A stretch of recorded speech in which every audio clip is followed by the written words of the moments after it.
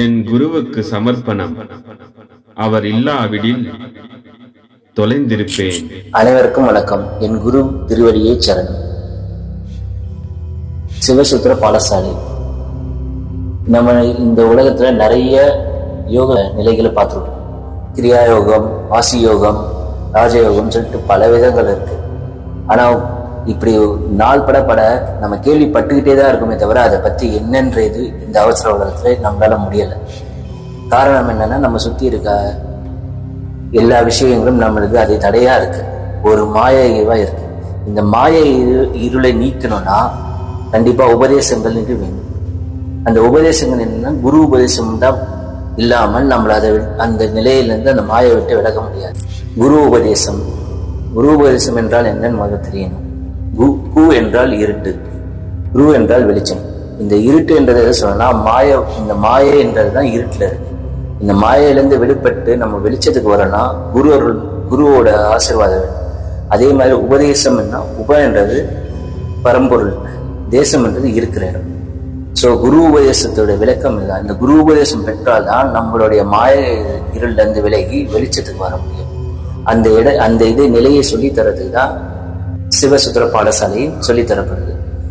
சிவசூத்திர பாடசாலையில் நீங்க வரும்போது, ஆன்மீகம் தெரிந்தவராக இருந்தாலும் சரி, தெரியாதவராக இருந்தாலும் சரி, முதலில் உள்ள நுழையும் போது உங்களுடைய நிலையும் பாடங்கள் பெற்று உபதேசங்கள்லாம் பெற்று பாடம் பண்ணி நல்ல முயற்சி பண்ணி அந்த நிலை நீங்க அடையும் போதும் உங்களோட மனநிலை மாறிடும்.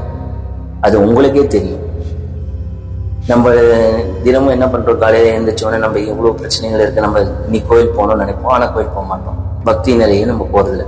பக்தி தான் முதல் நிலை. அந்த நிலையில நீங்க நுழையும் போது உங்களை அறியாமையே உங்களுடைய பிரச்சனைகளை நீங்க கடவுள்கிட்ட முறையிடுவீங்க. ஆனா கடவுள் எப்பயாவது பேசியிருக்கான்னு கேட்டா தெரியாது.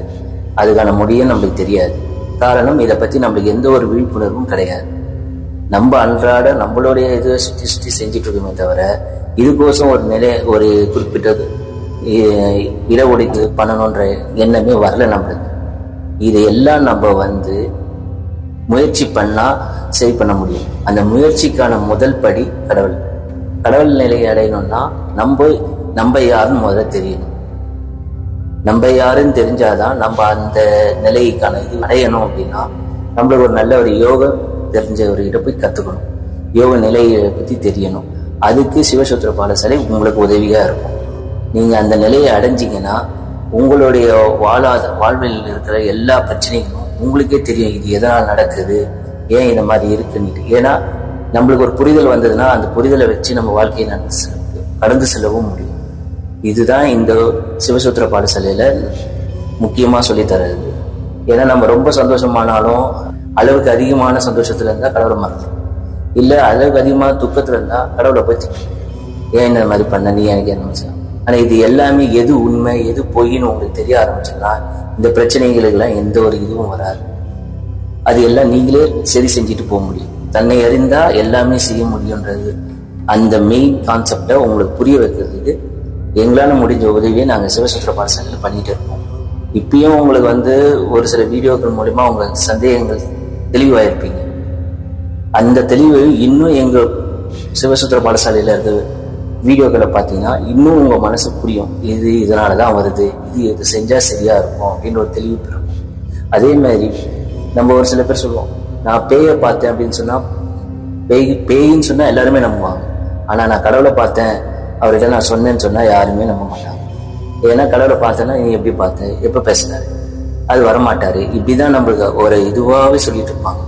நான் பார்த்தேன்னு சொன்னாலும் நம்ப மாட்டாங்க. இந்த இதோ மாத்தணும்னா உங்களுக்கு ஒரு தெளிவு வரணும். அப்போ அந்த வழிக்கு நம்ம போகணும்னா முதல்ல நம்மளே புரிஞ்சுக்கணும், கடவுள் யாரு, நம்ம யாரு அப்படின்ட்டு. இந்த தெளிவு பிறக்கணும்னா ஒரு நல்ல யோக நிலை இருந்தால் தான் முடியும். நீங்க பயிற்சி பண்ண உங்களுடைய நிலையை மாற்றி அது கொண்டு செல்லும். உங்க பிரச்சனைகளுடைய சொல்யூஷனும் உங்களுடைய தேவைகள் எதுன்றதும் தெரியப்படுத்தும். அதே மாதிரி கடவுளை அறியணும், கடவுளை பார்க்கணும்னு அதுக்கான வழிமுறைகள் நம்ம சித்தர்கள் நிறைய சொல்லியிருக்காங்க. ஆனா நம்ம அதை எதுவுமே பயன்படுத்தலை. ஏன்னா அதெல்லாம் நம்ம முதல்ல அதை நம்புவோமான்னு எனக்கு சொல்றதுக்கு தெரியல. ஏன்னா நிறைய பேர் அதை சொன்னா அவங்க ஏதோ பாடிட்டு போனாங்க. ஏன்னா அது பாட்டோட அர்த்தம் தெரியல, பாட்டோட பொருளும் தெரியல. அப்ப அதை தெரியணும்னா தெரியறதுக்கு ஒரு நல்ல குரு கிட்ட போனாதான் தெரியும். குரு உபதேசம் பெற்று அதோட விளக்கத்தை பெற்றாதான் கடவுளை பத்தி நம்மளுக்கு புரியாது.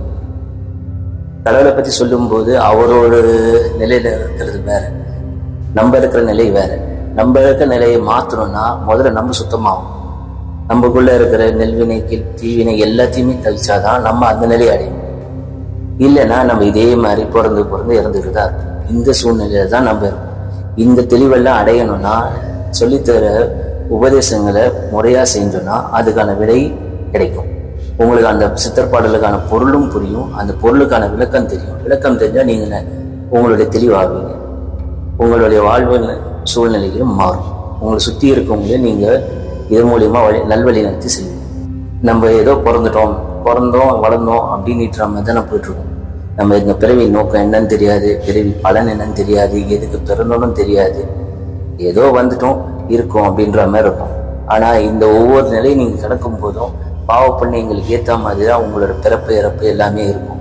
ஒருத்தர் நல்லது செஞ்சாருன்னா நல்லதாவே எல்லாமே நடக்கும்னு சொல்ல முடியாது.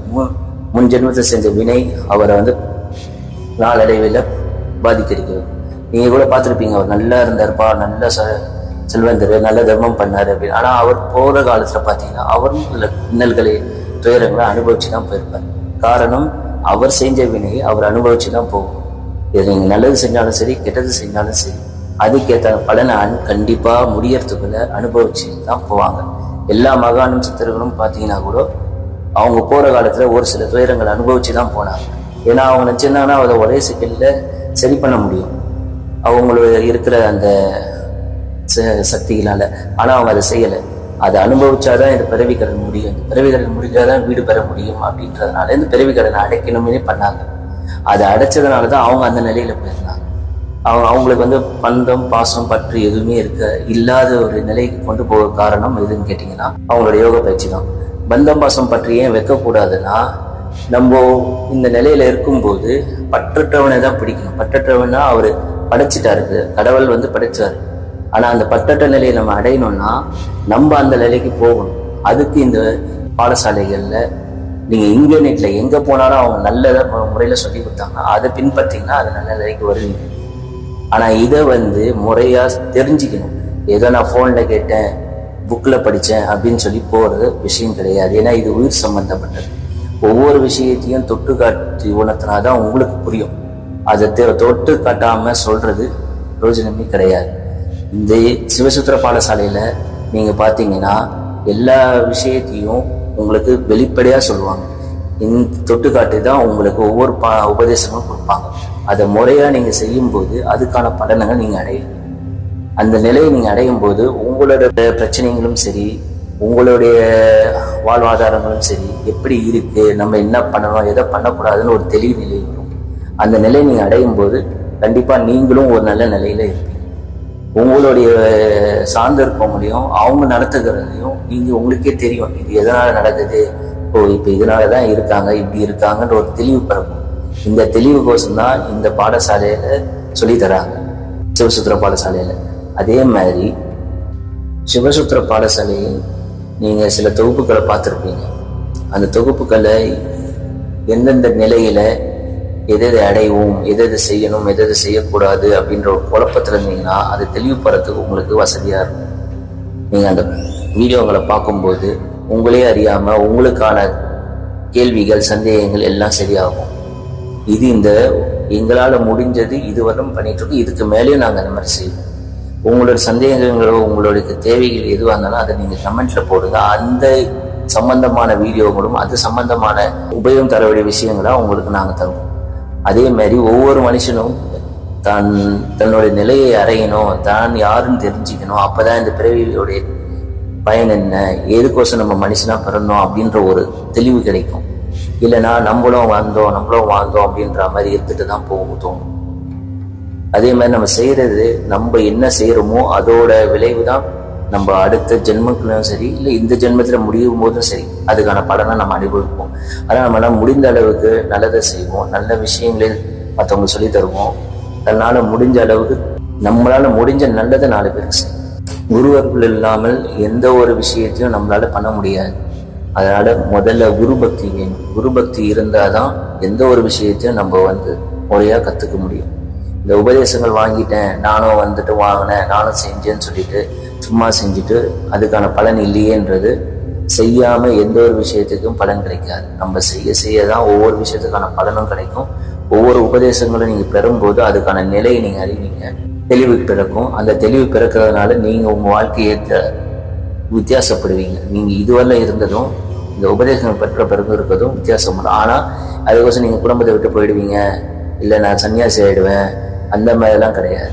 குடும்ப வாழ்க்கையில இருந்துகிட்டே நீங்க இந்த இதையும் செய்வீங்க. அப்ப ரெண்டு இதுலையும் கையிலையும் ரெண்டு விதமா பிடிப்பீங்க. ஒண்ணு கடவுள் இதுவையும் பிடிப்பீங்க, குடும்ப இதுவையும் பிடிப்பீங்க. ஸோ நீங்க அதை விட்டு வெளியவும் போக மாட்டீங்க. ஒரு குறிப்பிட்ட ஸ்டேஜுக்கு அப்புறம் குடும்பம் விட்டாலும் கடவுள் இது உங்களை தொடர்ந்து வழி நடத்தி செல்லும். அப்போ உங்களுக்கான தைரியங்கள் இருக்கும். நிறைய பேர் பயப்படுவாங்க, நான் இங்க போறது பயப்படுறேன். அந்த பயம்ன்றது போகணும்னா உங்களுக்கு தெளிவு பிறந்தாதான் அந்த பயம் போகும். அப்ப அந்த பயம் போகணும்னா நீங்க முதல்ல உங்களை தயார்படுத்திக்கணும். நான் யார், நான் எதுக்கு வந்தேன், என்னுடைய வேலை என்ன. எல்லாரும் எய்ம் என்னன்னு வாங்க. அப்ப எய்ம்னா நான் எதுக்கு எய்ம் வச்சிருக்கணும்? படிப்புல எய்ம் வச்சு நம்ம ஒரு டாக்டர் ஆகிறோம் இது. ஆனா நம்ம வாழ்க்கைக்கு தேவையானது நம்ம ஏன் பிறந்தோம், அதோட எய்ம் என்ன, நம்மளுக்கு இதுவரை நம்ம வச்சதும் இல்லை, தெரிஞ்சுக்கினதும் இல்லை. இது தெரியாதனால திரும்பி புண்டாய் அந்த சர்க்கிள்குள்ளேயே தான் நம்ம செய்யறதை பொறுத்து தான் நம்ம வினைப்பிணைகளுக்கு ஏற்ற மாதிரி தான் நம்ம பிறவிகள் அதுக்குள்ளேயே சுற்றிடும். இதை விட்டு வெளியே வரணும்னா முதல்ல நான் யாருன்னு தெரியும். முதல்ல நான் யாருன்னு தெரியும்னா, நான் ஒரு பக்தி நிலையில ஃபர்ஸ்ட் முதலடி வச்சாதான் கடவுள் என்ன நோக்கி 2 அடி வைப்பாரு. அப்பதான் என்னோட தெளிவு அடைஞ்சானதான் அடுத்த நிலைக்கு நான் போக முடியும். அடுத்த நிலை போகும்போது யோகத்தின் மூலியமா ஒவ்வொரு நிலையும் நான் தெளிவா அடைஞ்ச பிறகுதான் அந்த உச்ச நிலையை போய் அடைய முடியும். இல்லைன்னா இந்த வாழ்க்கை சக்கரத்தை சுத்தி திருப்பி பறந்துட்டு தான் இருக்கணும். படைக்கும் போது சுத்தமான ஆன்மாவா தான் படைச்சாரு. ஆனா நம்ம செய்யற வினைகளுக்கு ஏற்ற மாதிரி தான் நம்மளோட பிறப்புகள். முதல்ல படைக்கும் போது நல்ல தூய்மையான எண்ணத்தோட தூய்மையா இருந்தோம். ஸோ கடவுளோட தொடர்பு ஈஸியா இருந்தது. அதுக்கப்புறம் நம்ம செய்யற நல்வினை தீவினை அதுக்கேற்ற மாதிரி பிறவி பலன், அதுக்கேற்ற மாதிரி வாழ்க்கை முறை, இப்படியே சுழண்டு நம்மளே அழுக்காகி வச்சிருக்கோம். ஸோ கடவுள் நம்மளை தேடினாலும் நம்ம கண்டுபிடிக்காத நிலையில தான் நம்மளுடைய நிலை இருக்கு. அப்ப நம்ம முதல்ல சுத்தமாகணும். நான் என்னுடைய எண்ணங்கள் சரியா இருக்கணும், தெளிவா இருக்கணும். நான் சுத்தமான பரிசுத்தமான நிலைக்கு வந்தாதான் நான் கடவுளுடைய நிலைக்கு தொடர்பு கொள்ள முடியும். அதுக்கு முதல்ல நம்ம தூய்மைப்படுத்தணும். அது தூய்மைப்படுத்தணும்னா நம்ம சிவசுத்திர பாடசாலையில நம்ம பண்ற பாடங்கள், நம்ம வாங்குற பாடங்கள், உபதேசங்கள் அதை முறையா செஞ்சோம்னா அதுவே தானா நம்மளை சுத்தப்படுத்தி கடவுளோட தொடர்பு கொள்வதற்கு உதவியா இருக்கும். இதை முயற்சி பண்ணி பாருங்க. உங்களுடைய நிலையை உங்களுக்கு தெரியும். இப்ப என்ன இருக்கீங்க, இதை செஞ்சு ஆரம்பிச்ச பிறகு நீங்க எந்த நிலையில இருக்கீங்க, அந்த தெளிவு உங்க மனசுக்குள்ள பிரதிபலிக்கும். அனைவருக்கும் ஆத்ம வணக்கம். குருவே துணை.